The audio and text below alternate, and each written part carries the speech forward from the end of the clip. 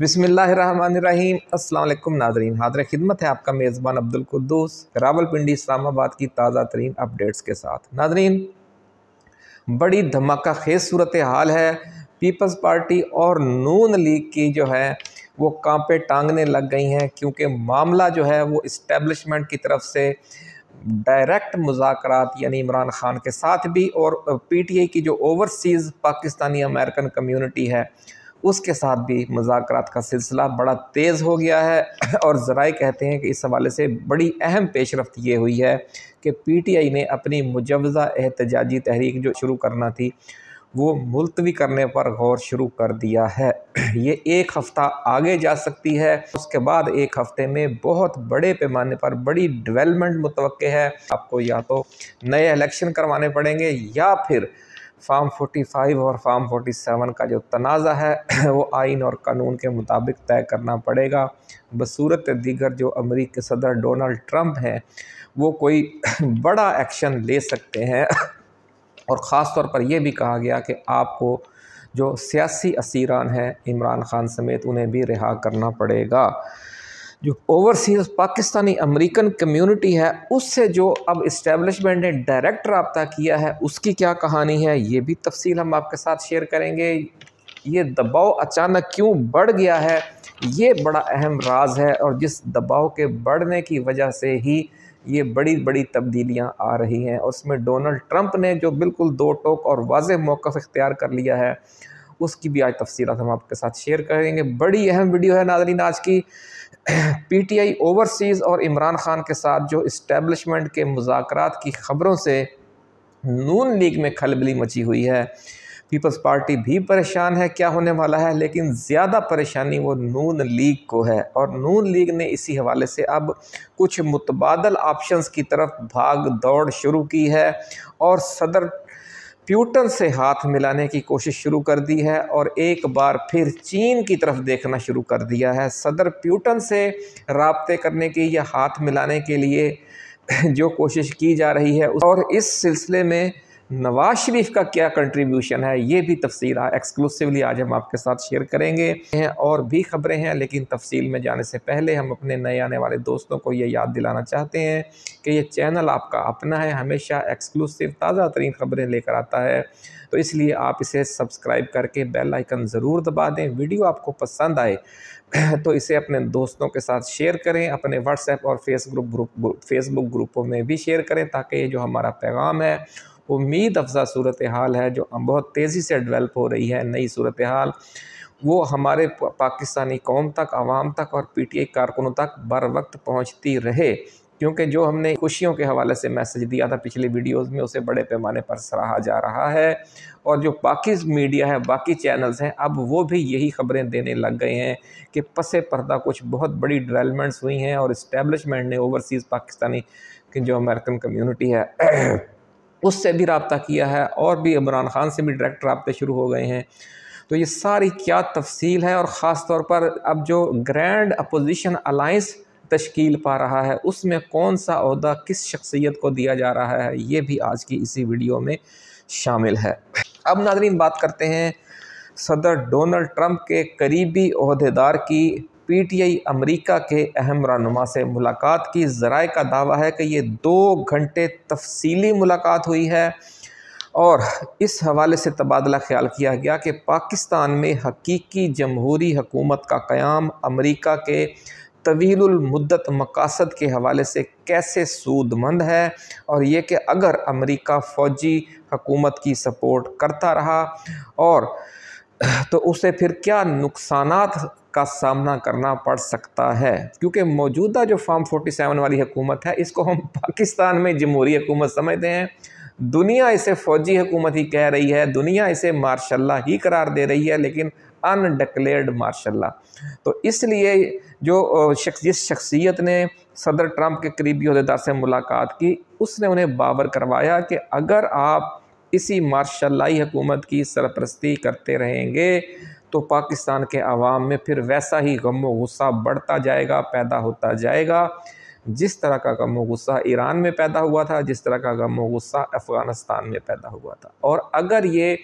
इश्तियाल बढ़ गया तो इस हुकूमत के ख़िलाफ़ तो عوام میں بغاوت پھیلے گی ہی، وہ بغاوت ساتھ ہی اینٹی امریکہ بھی ہوگی، اور اس پورے خطے میں اگر کسی ملک میں امریکہ کے لیے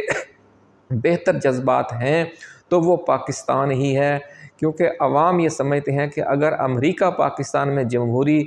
جو حکومت ہے اس کی سپورٹ کرے گا تو پھر عوام بھی اس صدر کے لیے خیر سگالی کے جذبات رکھیں گے۔ پچھلے برسوں کے دوران صدر ڈونلڈ ٹرمپ کے حوالے سے، رچرڈ گرینیل کے حوالے سے، زلمِ خلیلزاد کے حوالے سے سوشل میڈیا پر جو پازیٹیو ایکٹیویٹی ہوئی اس کو بطور مثال پیش کیا گیا ہے کہ جو پاکستانی عوام ہیں اگر اچھی کوشش ہوتی ہے تو وہ بے ساختہ اسے سراہتے ہیں، اور جو یہ تاثر ہے کہ پاکستانی عوام جو ہے وہ خواہ اللہ واسطے کا دائرہ ہے امریکہ سے، تو ایسی کوئی بات نہیں ہے۔ امریکہ کے اپنے کرتوت ایسے ہیں کہ اس نے ہمیشہ وہاں پر مسلط حکمرانوں کو عوام پر جبر کے حوالے سے فل فری ہینڈ دیے رکھا، اور اس کا نتیجہ یہ ہے کہ پھر لوگ امریکہ سے بھی نفرت کرتے ہیں۔ تو ناظرین یہ ساری صورتحال ہوئی۔ اب ایک اور بڑی خبر یہ سامنے آ رہی ہے کہ وزیر اعظم شہباز شریف اور army chief general Asim Munir جو سعودی ولی عہد ہیں شہزادہ محمد بن سلمان، انہوں نے پہلے سے وہاں موجود ایک امریکی وفد سے ان کی ملاقات آف دا ریکارڈ ملاقات بھی کروائی ہے۔ یہ بھی سینہ گزر چل رہا ہے، اس کی تصدیق نہیں ہو سکی، لیکن وہ کہتے ہیں کہ کچھ ہوتا ہے تو خلق خدا کچھ کہتی ہے، تو کچھ نہ کچھ بات ضرور ہوگی۔ اور یہ کہا گیا کہ پاکستانی امریکن کمیونٹی کا صدر ٹرمپ پر دباؤ ہے۔ اب یہ اس امریکی وفد کی طرف سے ذرائع کا کہنا ہے کہ آرمی چیف سے یہ کہا گیا یا وزیر اعظم شہباز شریف سے، یہ واضح نہیں ہے، لیکن اس طرح کی خبر آ رہی ہے کہ انہیں یہ بتا دیا گیا کہ چونکہ جو پاکستانی امریکن کمیونٹی ہے وہ ہماری ووٹر ہے، ان کی مشیگن سمیت اہم ریاستوں میں جو سوئنگ اسٹیٹس ہیں وہاں صدر ٹرمپ کی کامیابی میں ان کا کلیدی کردار ہے، اس لیے صدر ڈونلڈ ٹرمپ پر دباؤ ہے کہ وہ اپنا وہ انتخابی وعدہ پورا کریں جو انہوں نے اپنے مسلمان ووٹروں اور پاکستانی امریکن سے کیا تھا۔ تو اس لیے صدر ٹرمپ خود بھی جو ولسن نے پاکستان ڈیموکریسی ایکٹ بل پیش کیا ہے، وہ صدر ٹرمپ خود بھی اس کے پیچھے ہیں، یہ واضح کر دیا گیا ہے۔ اور اس کے بعد ہی پھر جو ہماری اسٹیبلشمنٹ ہے انہوں نے جو عمران خان کے ساتھ جو اڈیالہ جیل میں مذاکرات جاری ہیں ٹریک 2، اس میں زیادہ سنجیدگی دکھانا شروع کی، اور جو پاکستانی امریکن کمیونٹی ہے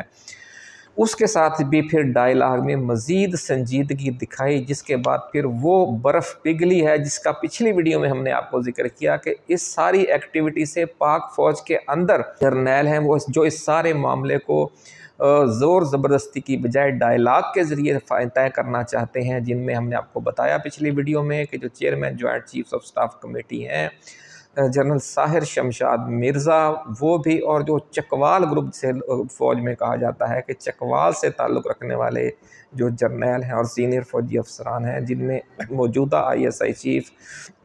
جنرل عاصم ملک، لیفٹیننٹ جنرل عاصم ملک بھی اسی گروپ سے تعلق رکھتے ہیں، سابق ISI چیف جنرل فیض حمید کا تعلق بھی اسی گروپ سے تھا، اور یہ جو چکوال گروپ ہے وہ ہمیشہ کافی عرصے سے کسی نہ کسی اہم پوسٹ پر وہ لوگ رہتے ہیں، اس لیے ان کی کافی سمجھ لیں کہ ایک اہمیت ہے، ان کا کافی وزن ہے، اور موجودہ army chief general Asim Munir بھی ان کو بڑا عزت احترام کی نگاہ سے دیکھتے ہیں، ان کی بات پر غور کیا جاتا ہے، اور ذرائع یہ کہہ رہے ہیں کہ جو جنرل ساحر شمشاد مرزا ہیں انہوں نے جنرل عاصم منیر کو اس حوالے سے قائل کر لیا ہے کہ اس معاملے کو اب ہم زیادہ طول نہ دیں اور عمران خان سے ڈائلاگ کر کے معاملے کو اس اونٹ کو کسی کروٹ بٹھایا جائے، کیونکہ اگر یہ معاملہ طول پکڑے گا تو اس سے پھر پاکستان کو اور پاکستان کی اسٹیبلشمنٹ کو کئی قسم کے مسائل پیش آ سکتے ہیں، جن میں جو سب سے بڑا مسئلہ جو ولسن والا بل ہے وہ بھی ہو سکتا ہے۔ اس کے علاوہ بھی ذرائع یہ کہہ رہے ہیں کہ زلمے خلیلزاد نے کچھ ایسے اقدامات تجویز کیے ہیں ڈونلڈ ٹرمپ کو، یہ ہم آپ کو سابقہ ویڈیوز میں بتا چکے ہیں۔ یہ سارا سینیریو جو ہے وہ زیر بحث ہے پاک فوج کی اعلیٰ قیادت کی نظروں میں بھی، اسٹیبلشمنٹ کی جو نظروں میں بھی مجموعی طور پر،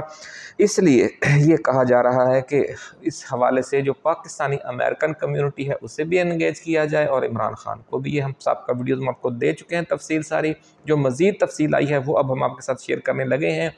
پرانی باتیں ہم نہیں دہرائیں گے، ویڈیو لمبی ہو جائے گی، جو دوست اس حوالے سے ڈیٹیل جاننا چاہتے ہیں وہ ہماری ٹائم لائن پر جا کر سابقہ ویڈیوز دیکھ سکتے ہیں۔ ناظرین امریکہ میں جو اوورسیز پاکستانی امریکن کمیونٹی ہے اس کے ساتھ جو رابطہ ہوا، اس کے حوالے سے کہا جا رہا ہے کہ عمران خان کی رہائی فارم 47 حکومت کے حوالے سے اہم فیصلے پر بات ہوئی ہے، اور کچھ گارنٹیاں